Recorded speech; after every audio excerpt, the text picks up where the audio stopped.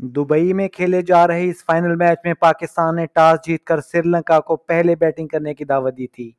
Conditions का फायदा उठाते हुए नसीम शाह ने पहली ही ओवर में विकेट हासिल की।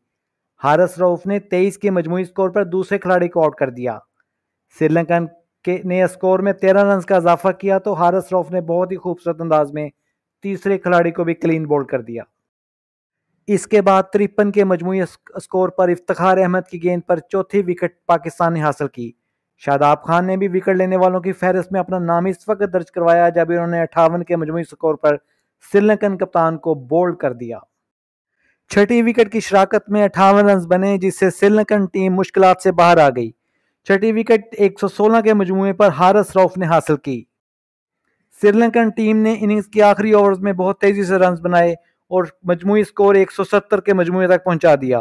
पाकिस्तान को जीत के लिए 171 रन का टारगेट दिया। पाकिस्तान का आगाज मायूस कुन रहा। बाबर आजम एक बार फिर कोई खास कारकर्दगी न दिखा सके और जल्द आउट हो गए। दूसरी ही गेंद पर फखर जमान भी बोल्ड हो गए। मोहम्मद रिजवान और इफ्तिखार ने रन बनाना शुरू किए और एक अच्छी शराकत बनाने में कामयाब हो गए।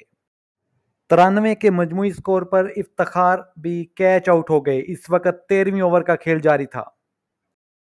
102 के मजमूई स्कोर पर मोहम्मद नवाज सिर्फ 6 रन बनाकर आउट हो गए।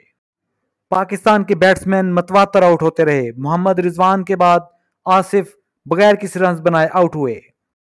112 के मजमूए पर पाकिस्तान की 7वें विकेट उस वक्त गिरी जब खुशदिल कैच आउट हो गए।